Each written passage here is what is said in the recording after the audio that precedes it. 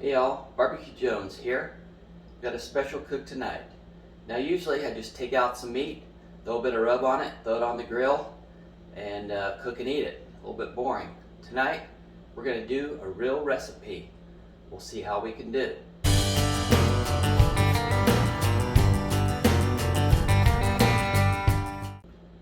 Alright, so I had a subscriber, PJ Fan 173, commented and said I should try Malcolm Reed's mini meatloaf.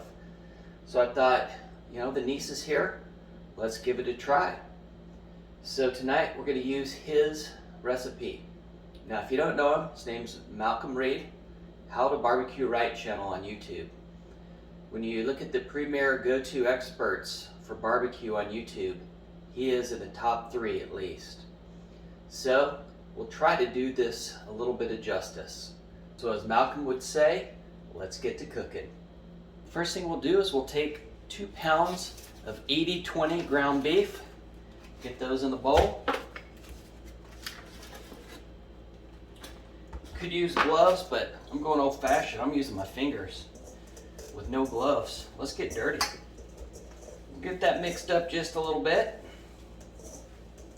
Get it prepped, get all those ingredients all mixed up. Right, we're gonna go with 1 cup of onion, nicely diced, sweet onion. Get that in there. Then we're gonna go with a cup of tomato diced. So what I did to save a step is I bought a can of diced fire roasted tomatoes. Already has the seasoning in there. Figure that should work pretty well. All right, then we're going with a little bit of garlic, about 1/4 cup. Nicely minced. Try to get every little bit in there. All right, now we're going with our binder. Going with 2 cups of bread crumbs. Okay, 1/4 cup of parsley. Now, we take the glue. We take 1 egg, beaten slightly, and we toss that in. All right, now the fun part. Let's get this mixed up. So we're just going to use our hands here.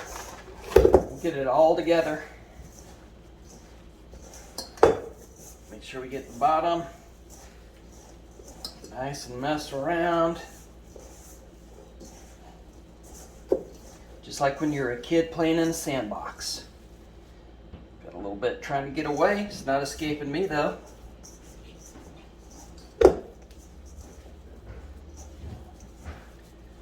Keep working it. Got a little bit of breadcrumbs down here in the bottom. Got to make sure they get mixed in. It's really coming together pretty well here. There we go. Now we are going to use Malcolm's AP seasoning. Get a nice dose in here. He said a few tablespoons. He kind of eyeballed it, so we'll just eyeball it. A little salt, pepper, garlic. Never heard anything. Okay, let's get that mixed in. And there we go. There you have it. We got the area cleaned up a little bit. We don't have any mini meatloaf pans like Malcolm did, so we're going to use these kind of medium-sized pans I got at the store. I'm going to take a little pan. We got to make sure we don't want anything sticking to our sides or bottom. Get a good dose sprayed in here. Next step, we're going to line these edges with bacon. Now, I don't know how many pieces of bacon it's going to take here, so we're just going to try to get it started. We'll just put them here on the bottom. Looks like it maybe take 2.5 a pan. I'm going to see if I can get fancy and stack them on top of each other here, since these are kind of thick cut. May not work. May work. Look at that. I think that's going to be pretty cool. Oh, lost one. But I think as we put our meatloaf in here, we'll be able to get that to stay up on the sides.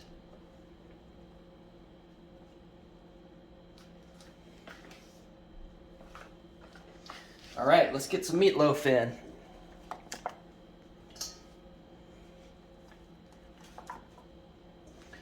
Start putting it in the pan. I'm gonna smash it down a bit.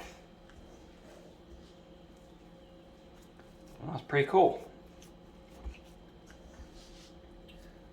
Okay, I think what we have left should just be a perfect fit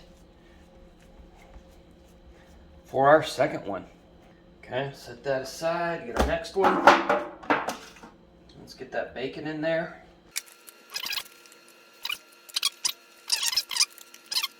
Definitely no chef, so we're just totally winging it here.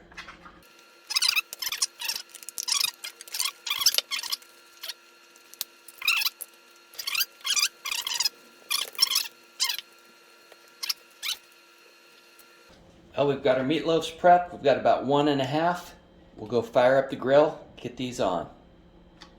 Now we're getting about sunset here in Phoenix, and a little front's blown in today. It's cooled down. It's about 70. We'll get the grill fired up. We're gonna go to 350.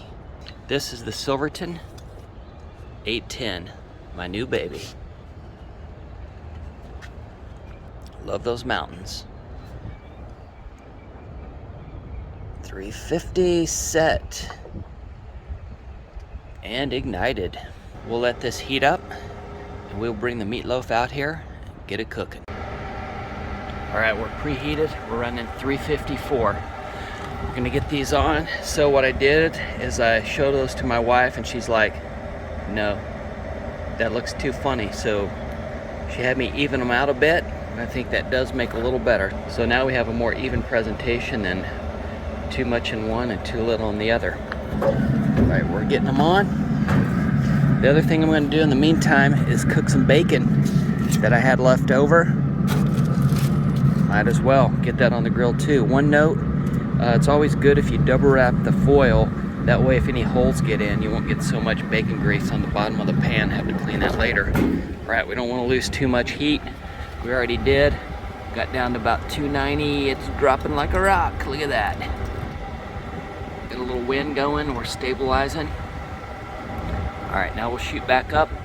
So we're gonna go for an internal temperature of about 160 on these, and then we'll take them off. So we'll take a peek here in a little bit and see how we're going. And we'll go make the sauce, get everything prepped for the rest of the cook. All right, here we go. So now we're gonna make up the sauce for our meatloaf.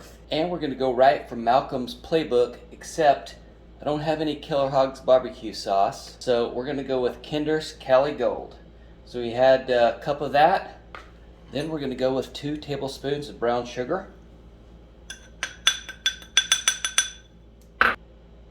1 tablespoon of hot sauce. In this case, we're gonna use Tabasco. And 1 tablespoon of Dijon mustard. Get that just a little bit mixed up. We're gonna throw it in the microwave. Just heat it up just a little bit because we don't want to put it on cold on the meat. I think that's looking pretty good there. Let's do a little taste.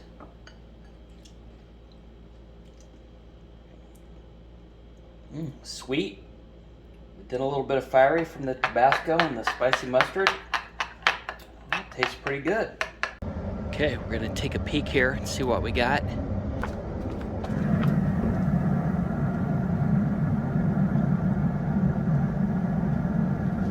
Meatloaf is about 120, 140 there. So we got a little bit of ways to go on that. And we're gonna go ahead and put in our temperature probe here so we can monitor it. Now the rest of the cook from our phone. Let's flip over the bacon. We've hit our internal temperature of 160. So we're gonna pull these out of the pan. One thing I noticed is that the top is cooler than the bottom by quite a bit. So you might wanna watch where you put the probe. I tried to get a pretty decent average of kind of the middle. All right, we're going in for the reinforced spatula instead of the old crapped plastic one. Here we go. Bacon's falling apart a little bit. Look at that juice in the bottom. Well, you can see what happens when an amateur tries to do a professional job. So we're going to take this bacon and we're just going to try to pin it in with some, we're going to anchor it in with some toothpicks. Just try to get it set around. Well, it's definitely going to help, although we lost this one here.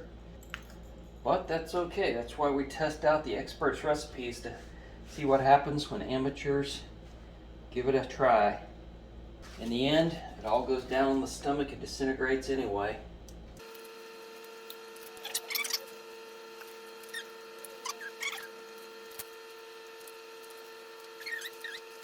Alright, well folks, we have another small issue is I can't find my brush for the sauce, so we're going to have to just go with a knife and spoon and do our best. I had my wife looking for it everywhere in the house. We could look, and we could not find that anywhere.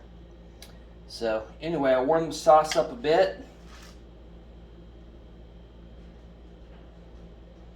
so we could get a nice pour over here at least. We'll kind of get it covered, and then we'll just see what we can do with a knife. I like Malcolm's idea of using this rack. It's going to help keep things clean.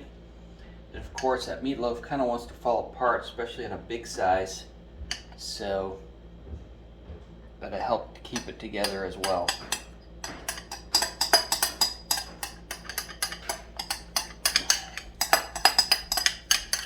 All right, let's see what we can do with this knife. Hard part's going to be trying to cover the outside of the bacon, and without getting this to fall apart. We'll do our best. One thing about being a chef is you have to learn to overcome slight failures. Pretend it's a cake and you're frosting your cake. We are frosting a cake. My wife, of course, you can probably hear in the background. And we need another piece for the bacon right there.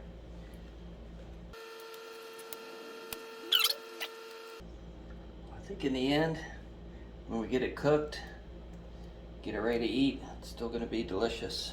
All right, there we go. Got as good as we're going to do. One thing he mentioned was trying to get some of the sauce on that bacon to help brown the bacon up a little bit.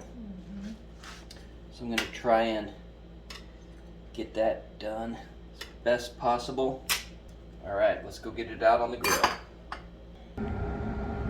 All right, here we go. We're getting it on the grill, nice and fast. And here we go. Well, taking maybe a little longer than I'm hoped for, but I think we're set here. The probe is looking pretty good. Just almost back to 165. We're gonna take this off the grill. Let's do the shutdown.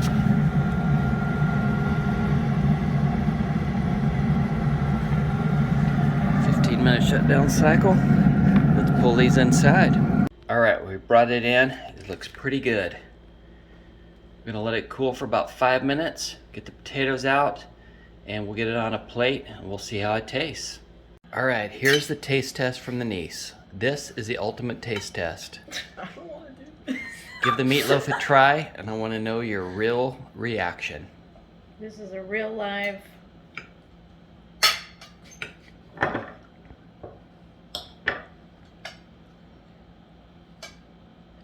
That's actually really good.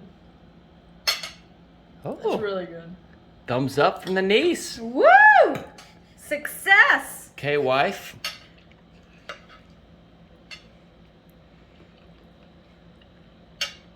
Way to go, husband.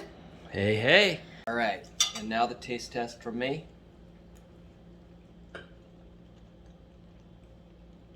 Not bad. Sauce is pretty good. Bite of bacon. All in all, we'll call it a success. All right, so in summary, we're here in Phoenix and it's spring training time, so go Rangers. So tonight we did Malcolm Reed's mini meatloaf. Turned out pretty good. I recommend anyone to try it. Bacon was good, the sauce was good, all the ingredients I thought were excellent, and most of all I got the thumbs up from the niece and the wife. So give it a try whenever you can. A few things to watch out for is when it's in the pan, trying to get it out of the pan, and if you wrap bacon around it. I didn't have such an easy time getting it to stay on the sides as Malcolm did in his videos, so you might want to look at that. Some toothpicks kind of helped me out though. But definitely give this recipe a try. It's very good. So everybody get out there and do some barbecuing, because we're all jonesing for some barbecue.